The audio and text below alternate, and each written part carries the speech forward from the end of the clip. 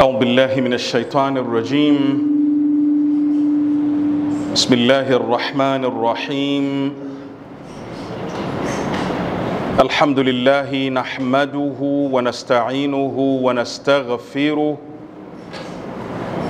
ونعوذ بالله من شرور أنفسنا وسيئات أعمالنا.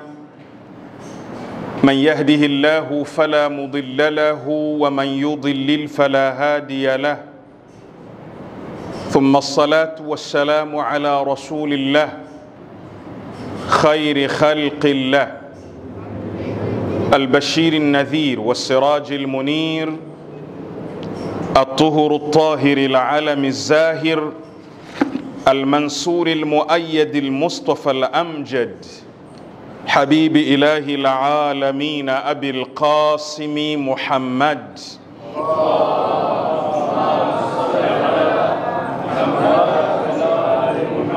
وعلى أهل بيته الطيبين الطاهرين وأصحابه المنتجبين. وبعد، أيها الأحبة، أحييكم بتحية الإسلام المباركة. السلام عليكم ورحمة الله وبركاته.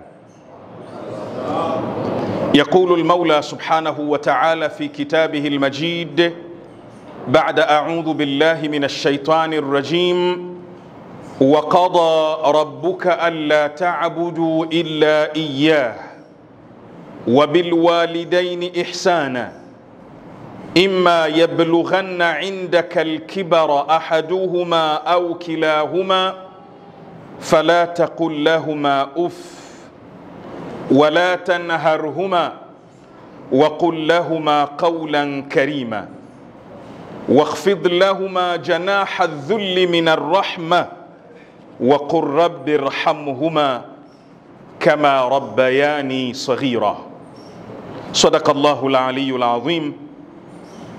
Kwanza tunamshukuru Mwenyezi Mungu Subhanahu wa Ta'ala kuweza kutupa nguvu na taufik ya kuonana tena ndani ya mwezi huu wa mfungo pili, ndani ya mwezi huu wa Dhulqaada. Ni jambo la kumshukuru Mwenyezi Mungu Subhanahu wa Ta'ala. Na ndani ya mwezi huu, katika matukio muhimu yaliyotokea, ni tukio la kuzaliwa kwa Fatima bintu Musa al-Kadhim, anayejulikana kwa jina la Fatimatul Ma'suma. Mama huyu aliyezikwa katika ardhi ya Qum, ambapo kifo chake ilikuwa ni mwanzo wa Dhulqaada mosi.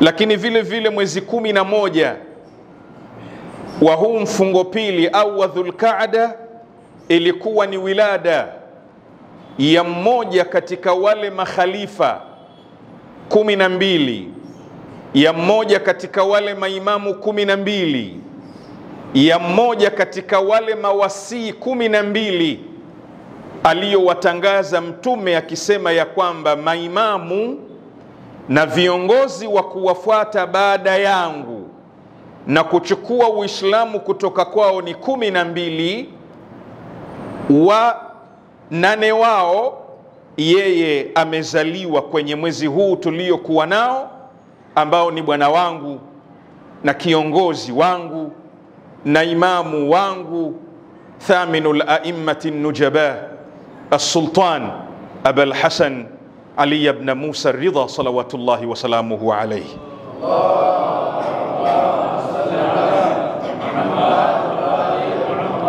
Lakini vile vile mwezi 30 au siku ya mwisho ya mwezi huu wa mfungo pili ni siku ya huzni, siku ya kifo cha bwana mkubwa katika maimamu 12 wa 9 wao al-Imam Muhammadul Jawad, jawadu ali al-Bait salawatullahi wa salamuhu alayhi.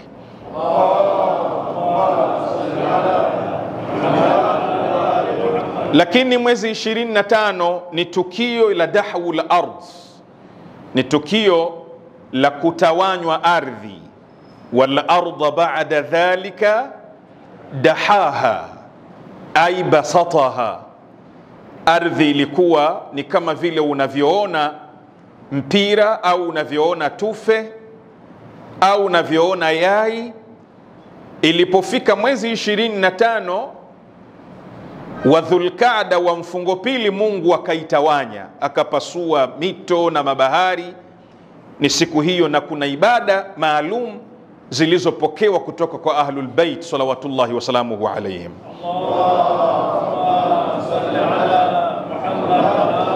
Ama kuhusiana na a'mal na ibada za mwezi huu wa Dhulqaada, ibada za kawaida, salatu llaili kama kawaida, lakini salatu llaili unayoiswali katika mwezi huu wa Dhulqaada malipo yake ni maradufu.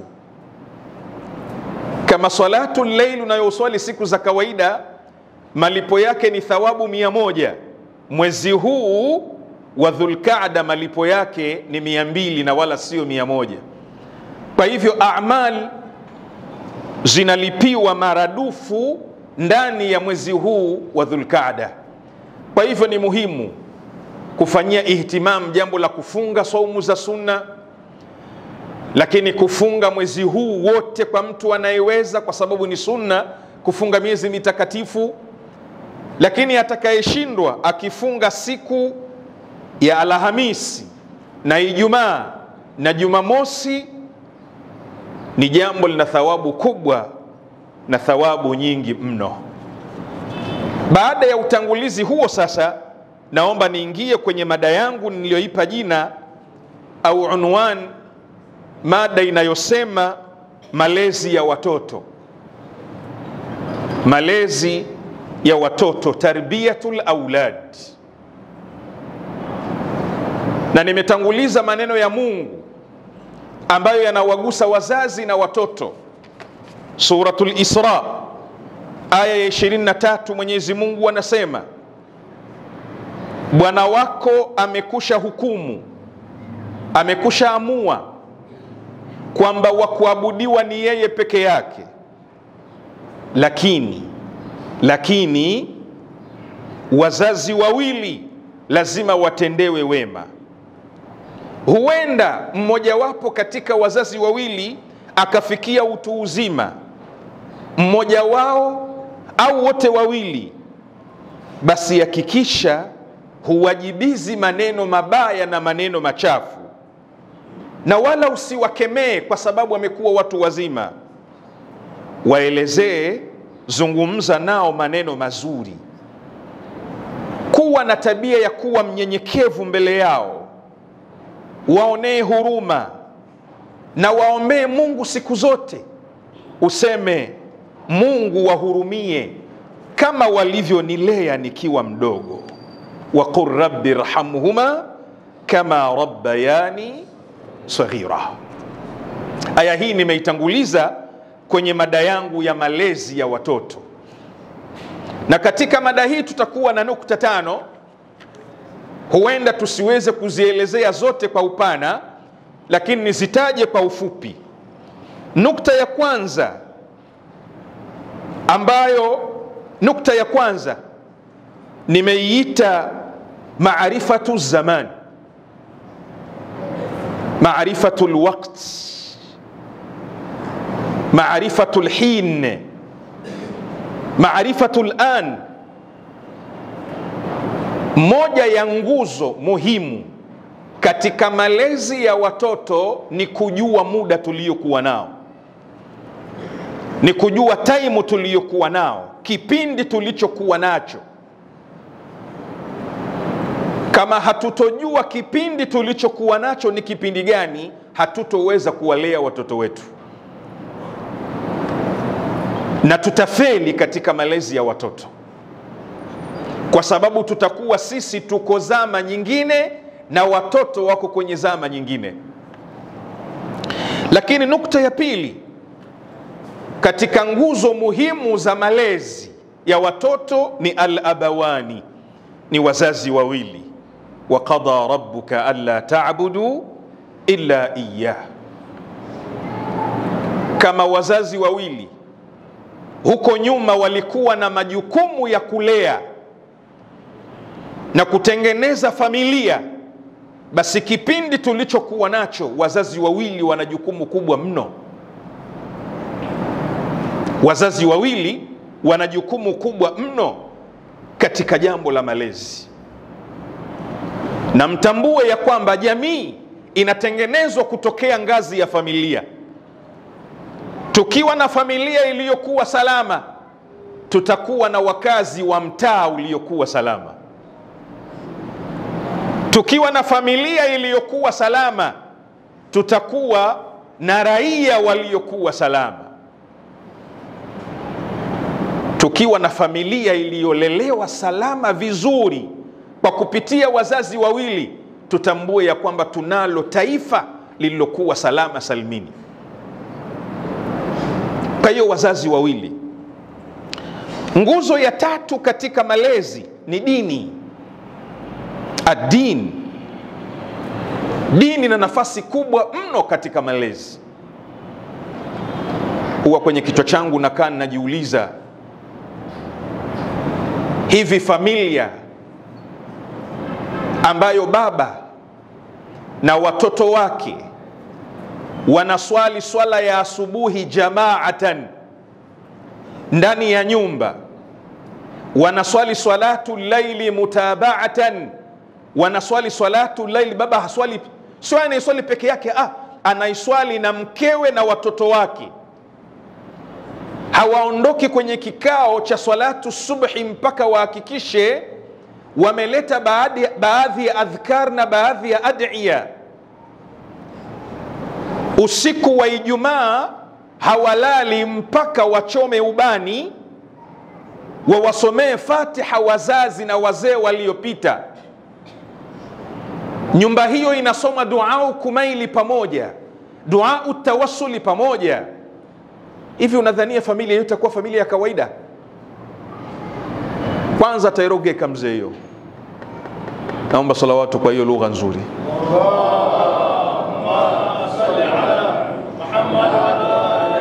Tairogeka mzee. Kwanza familia hiyo mwanga hawezi kuingia, wala familia hiyo haiwezi kurogwa. Inarogwaje? Familia inayoswali swala 5 on time, familia inayoswali salatu laili mutabaatan, familia inayosoma dua kumail, familia inayosoma dua tawassul, familia baada ya salatu subhi inajikurubisha kwa al-imamu al-hujja kwa dua al-ahad, Allahumma rabban nuri al-azim wa rabbal kursiyir rafi', Allahumma inni ujaddidu lahu fi sabihati yawmi hadha wa ma ishtu min ayami ahdan wa aqdan wa bay'atan lahu fi unuqi la ahulu anha wala azulu abada. Muhammad wa ali Muhammad salawat.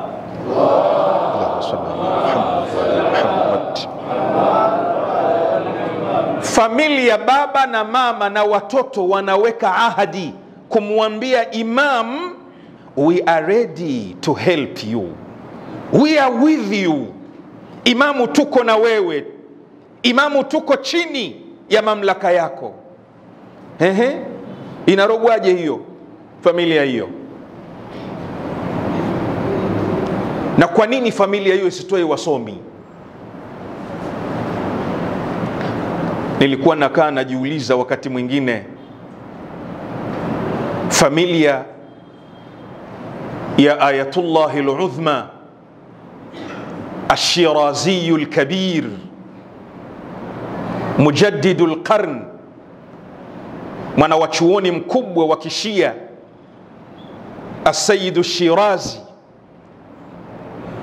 aliyetoa fatwa kipindi cha utawala wa Waingereza,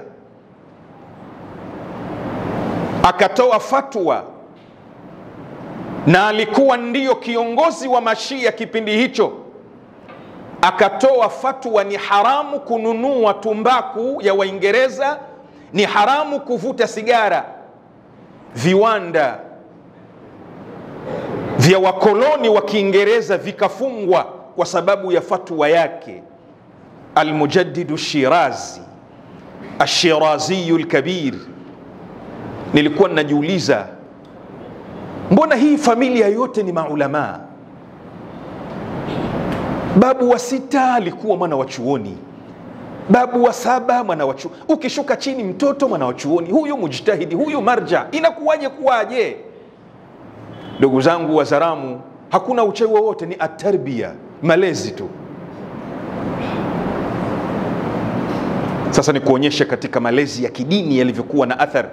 Bado nataja nukta, sijaingia kwenye mada yangu. Naomba salawatu.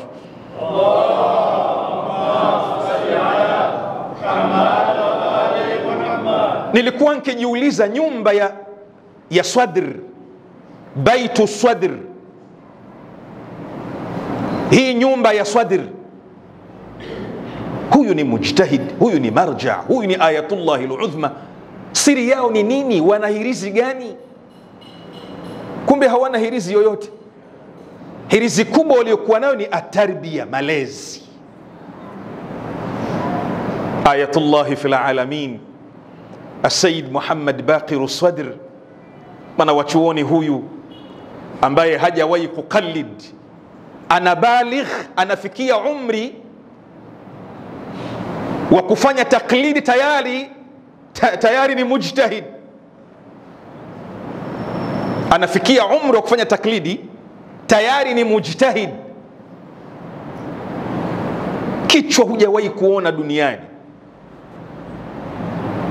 Wazungu wanashangaa vitabu walivyoandika. Our philosophy, falsafatuna, iktisaduna, na fani ya mantik. Amekuja na madrasa mpya. Sasa angalia pointi yangu muhimu, malezi ya watoto. Said Muhammad Baqir Swadr anaeleza, anasema, mama yangu walivyonilea, ilikuwa akitaka kuninyonyesha lazima akachukue udhu ndio aje aninyonyeshe. Muhammad wa ali Muhammad salawat.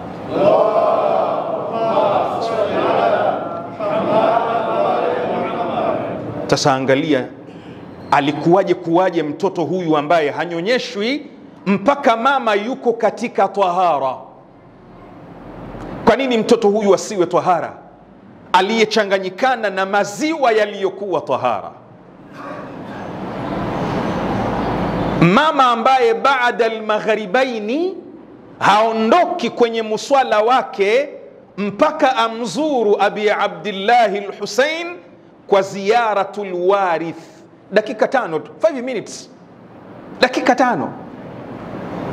Wewe unadhania huyo mtoto atakuwa mtoto wa aina gani? Mama every day baada salati al-maghrib wal-isha anasimama, anamzuru Abi Abdillah al-Husain, akitawasali naye wanawe waleleke kwenye malezi mazuri, tarbiyatul aulad. Kwa hivyo nimegundua kwamba la, wale hawana hirizi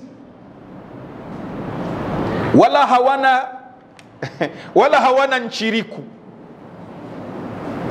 wala hawana kinyamkera. Ni tarbia, malezi ya kiroho, malezi ya kidini ndiyo yametengeneza familia. Lakini nukta yetu ya 3, ahamiyatul aadati wa taqalid, ahamiyatul urf wal ihtimam bil urf. Ada zetu, mila zetu, desturi zetu. Huwa nakaa nikiangalia mila zetu za Kizaramu zilivyokuwa nzuri, zilivyokuwa zinapendeza, kuanzia ngazi ya baba mpaka mama, mpaka mtoto, mpaka jamii.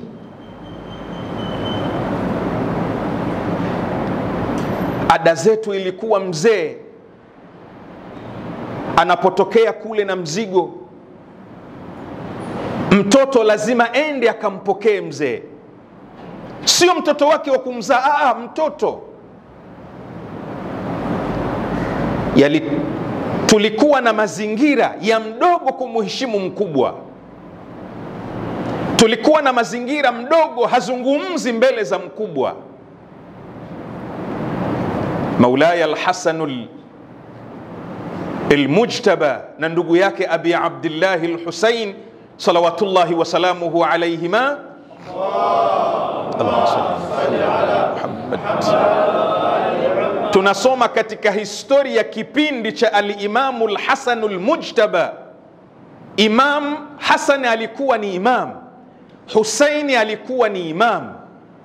Al-Imamu al-Husain lam yatakallam amama al-Imam al-Hasan alayhi salam qat fi hayati. Husaini hakuwahi kunyanyua mdomo kusema neno mbele za Imamu al-Hasan pasi na ruhusa yake. Hizi ndio zilikuwa ada zetu za Kizaramu, ada zetu za Kiswahili. Moja katika nguzo ya malezi, kama tunataka salama ya hawa watoto wetu, ambapo leo malezi imekuwa ni moja katika changamoto kubwa inayotutatiza wazazi, hatujui tufanyeje. Moja, jamii yetu lazima iziangalie upya, bali lazima irudi kwenye ada zetu hizi na mila zetu. Naangalia jambo la mila na desturi na taratibu lililokuwa jambo muhimu, lilivyokuwa jambo muhimu. Marja anapotaka kutoa fatwa, fatwa ina ngazi mbili. Ina upande wa kielimu na ina upande wa kutwabikisha. Elimu inaweza ikakufikisha kwenye hili jambo, hukumu yake ni kadhaa, lakini kwenye kulitabikisha ikakufikisha la, hukumu yake ni kadhaa, tofauti. Kwa nini? Kwa sababu fatwa inaangalia jamii iko vipi, ada za watu, taratibu za watu, watu wamezoea nini, lina athari vile vile katika fatwa. Lakini nguzo ya tano na muhimu na ambayo nayo ni nyeti vile vile ni nguzo ya mamlaka. Mamlaka, utawala, serikali zetu au yetu ni moja ya chachu muhimu mno katika malezi. Kama malezi yataachiwa wazazi wawili, yataachiwa dini peke yake, yataachiwa ada peke yake, lakini mamlaka ambayo ndiyo kitu chenye nguvu na utawala hakiko sambamba na hizo nguzo nne, malezi hayawezi kusimama. Kwa hiyo na mamlaka itambue ya kwamba ina jukumu kubwa katika jambo la tarbia. Na mamlaka sio kitu hewa, mamlaka ni kitu kipo, na wako ambao wao ndio wako juu ya mamlaka. Walioko juu ya mamlaka watambue ya kwamba kesho siku ya Kiyama hawataondoa miguu yao, ila Mungu atawauliza kuhusu malezi. Kullukum ra'in wa kullukum mas'ulun an ra'iyatihi. Kwa hiyo viongozi walioko kwenye mamlaka zetu na mamlaka yetu watambue katika maswali watakayokwenda ulizwa na Mwenyezi Mungu Subhanahu wa Ta'ala, moja ni jambo la tarbiyatul aulad. Hizi nukta tano tutatembea nazo inshallah katika mihadhara yetu ya siku zijazo, lakini nianze kwenye nukta yetu hii ya kwanza ambayo ni maarifatu zaman. Amirul Mu'minin Ali salawatullahi wa salamuhu alayhi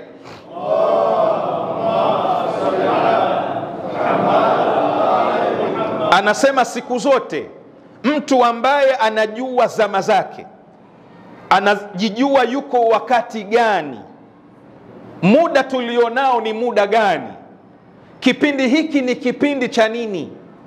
Anasema mtu huyo hapati matatizo, mtu huyo anaweza kutatua changamoto kwa wepesi.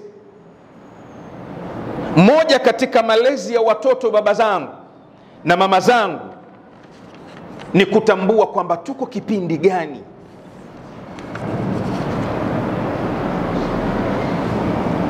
Ni kutambua ya kwamba tuko muda gani.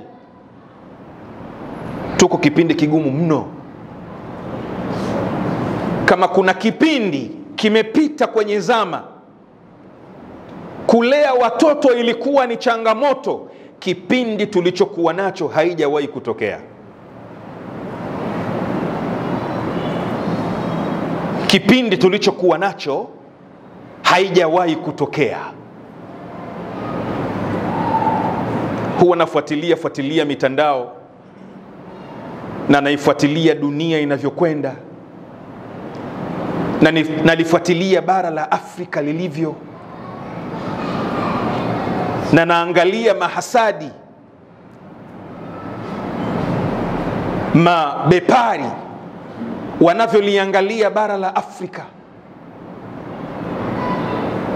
lililojaa rasilimali watu.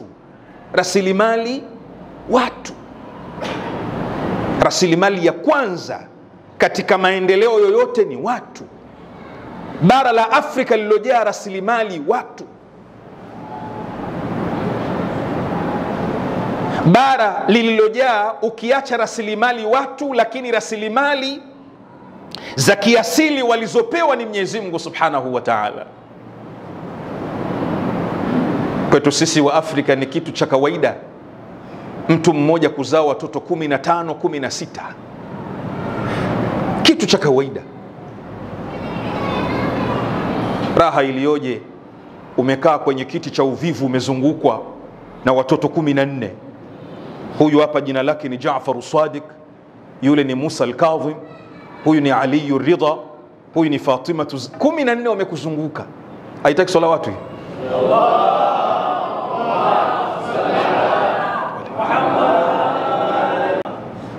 Hilo ni bara la Afrika.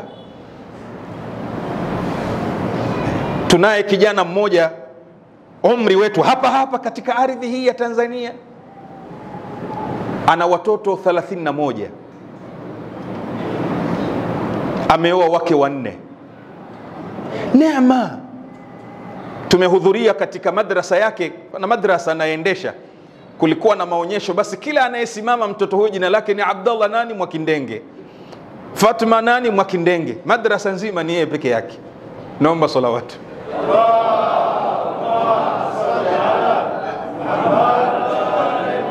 Kwa hivyo ndugu zangu, bara la Afrika halitakiwi kheri kwa sababu lina rasilimali watu. Amirul Mu'minin wa qaidul ghurril muhajjalin, imamul mashariq wal magharib, asadullahi al-ghalib, sayyiduna Ali ibn Abi Talib salawatullahi wa salamuhu alayhi.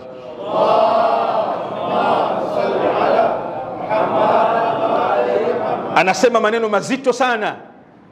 Anasema man malaka ardan wa ma'an faftakara ab'adahu Allah. Yoyote mwenye kumiliki ardhi, yoyote mwenye kumiliki ardhi alafu akamiliki na maji, alafu akawa bado ni ombaomba, alafu akawa bado fakiri, ab'adahu Allah.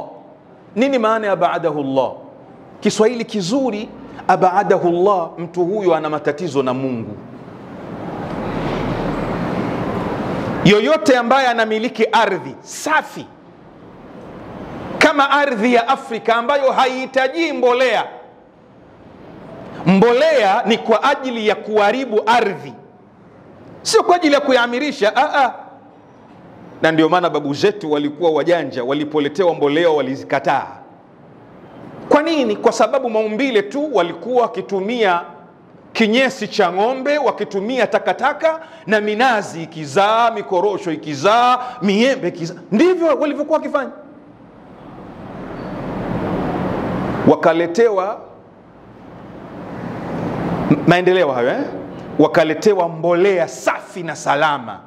Mbolea hiyo ukiweka katika mti, baada ya miaka 5 ardhi hiyo imekufa.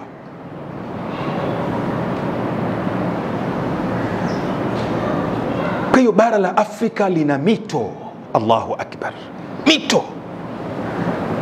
Bara la Afrika lina kila aina ya madini unayoyajua.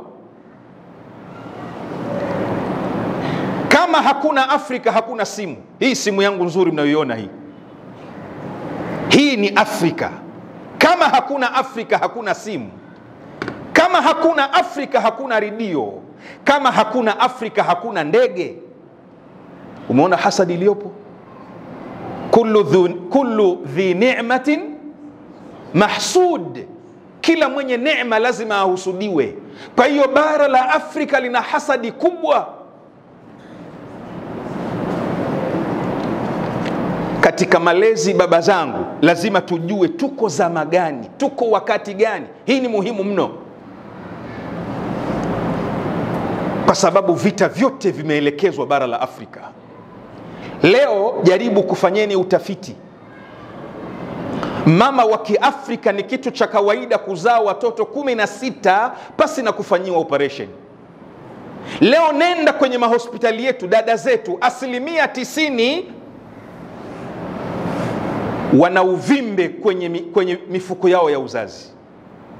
90% ya mama zetu leo.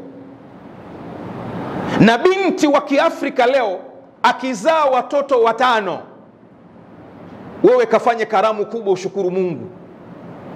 Binti wa Kiafrika leo akiweza kukuzalia watoto 5, kachinje ng'ombe ushukuru Mungu. Akizidi hapo anakufa, hawezi tena. Unadhania ni sudfa? Yani imetokea tu hivi hivi. Wa Afrika tuliokuwa tunaweza kuzaa watoto 16, leo tunazaa watoto 4, ni hivi hivi tu. Kwa hiyo lazima tujue zama. Mwisho nataka nimalize na hii hatari kubwa sana. Mwanamuziki mmoja Mmarekani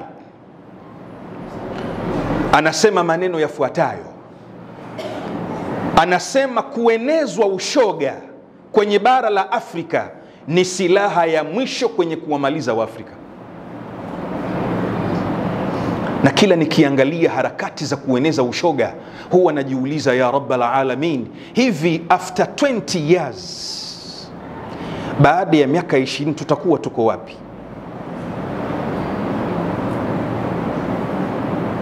Baada ya miaka 20 ushoga utakuwa uko wapi? Uko na nafasi gani bara la Afrika?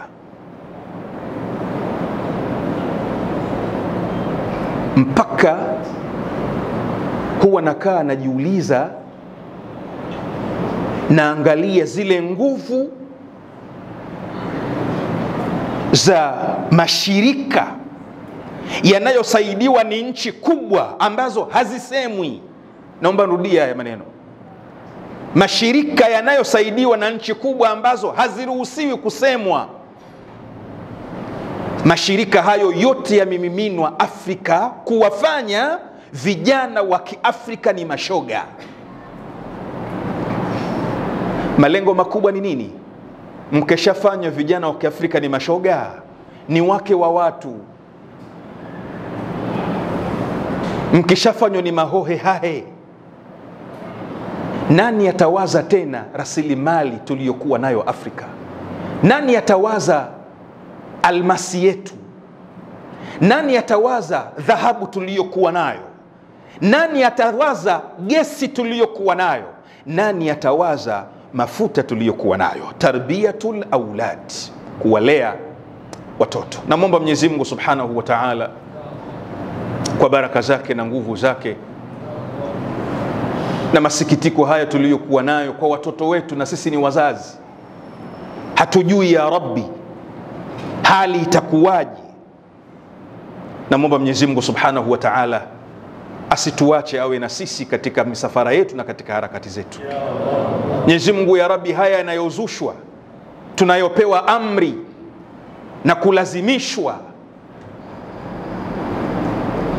na watu wakubwa, Mwenyezi Mungu tunakuomba ya Rabbi, nguvu zetu ni dhaifu, Mungu tusaidie tuvuke katika kipindi hiki ambacho ni kigumu na ni kipindi hatari.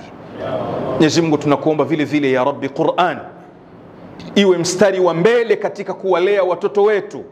Ifikie kipindi watoto wetu tabia zao ni tabia za Qur'an.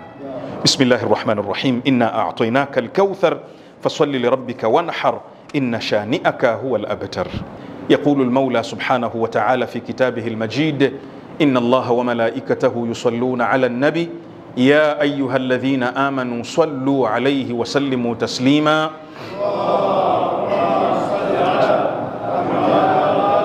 اللهم صل وسلم على سيدتنا ومولاتنا فاطمة الزهراء صلوات الله وسلامه عليها. اللهم صل على محمد وصل على أمير المؤمنين وقائد الغر المحجلين إمام المشارق والمغارب أسد الله الغالب سيدنا علي بن أبي طالب صلوات الله وسلامه عليه. اللهم صل على محمد وصل على سبطي الرحمة وإمامي الهدى الحسن والحسين سيدي شباب أهل الجنة صلوات الله وسلامه عليهما.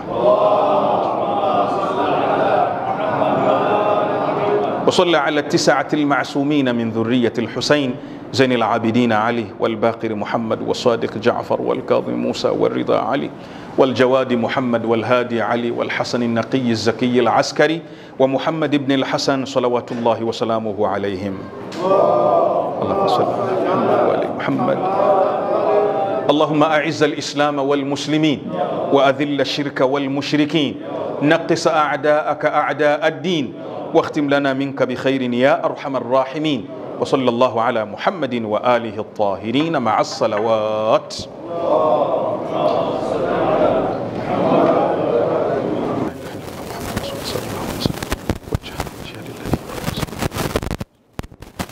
إن صلاتي ونسكي ومحياي ومماتي لله رب العالمين لا شريك له وبذلك أمرت وأنا من المسلمين. يا محسن قد أتاك المسيء إلهي تجاوز عن قبيح ما عندي بجميل ما عندك يا كريم. استغفر الله ربي وأتوب إليه. استغفر الله. الله أكبر. بسم الله الرحمن الرحيم. الحمد لله رب العالمين الرحمن الرحيم مالك يوم الدين إياك نعبد وإياك نستعين اهدنا الصراط المستقيم صراط الذين أنعمت عليهم غير المغضوب عليهم ولا الضالين.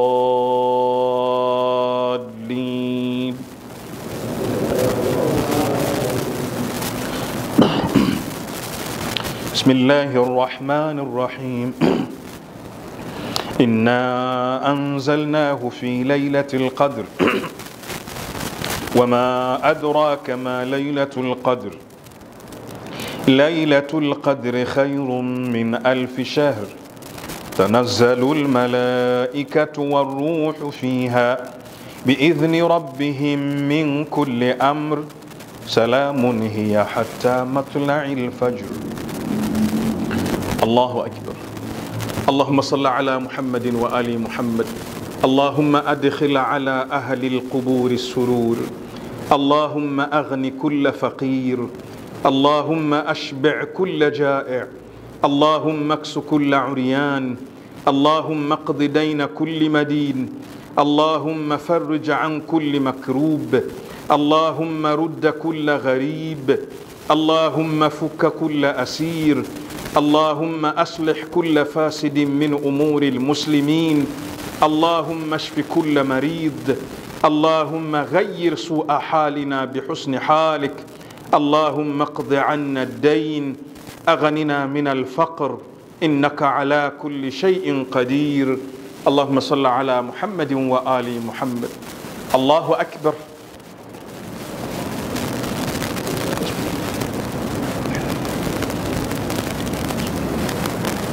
سمع الله لمن حمده. الله أكبر.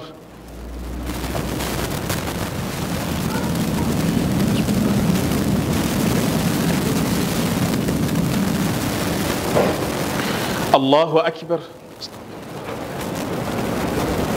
الله أكبر.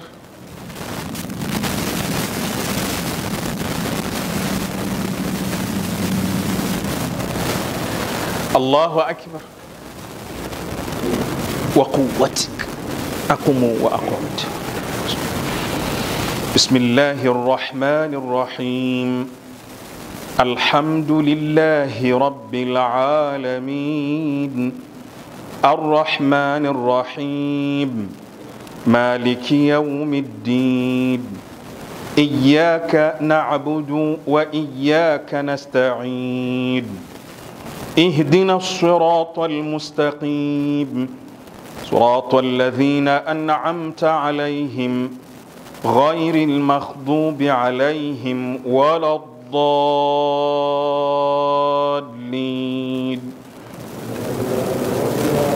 بسم الله الرحمن الرحيم. قل هو الله أحد الله الصمد لم يلد ولم يولد ولم يكن له كفوا أحد. الله أكبر. سبحان ربي العظيم وبحمده سبحان ربي العظيم وبحمده سبحان ربي العظيم وبحمده. اللهم صل على محمد وآل محمد. سمع الله لمن حمده. اللهم صل على محمد وآل محمد. اللهم اهدنا فيمن هديت وعافنا فيمن عافيت وتولنا فيمن توليت وبارك لنا فيما أعطيت وقنا شر ما قضيت. اللهم صل على محمد وآل محمد. الله أكبر. سبحان ربي الأعلى وبحمده سبحان ربي الأعلى وبحمده سبحان ربي الأعلى وبحمده. اللهم صل على محمد وآل محمد. الله أكبر. استغفر الله ربي وأتوب إليه. الله أكبر. سبحان ربي الأعلى وبحمده سبحان ربي الأعلى وبحمده سبحان ربي الأعلى وبحمده. اللهم صل على محمد وآل محمد.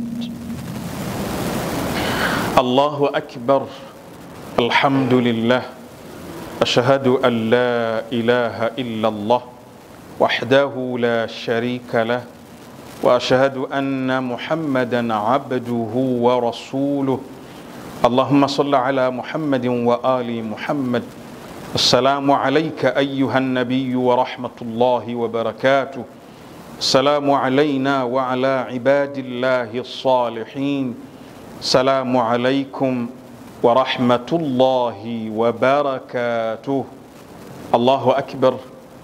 الله أكبر. الله أكبر.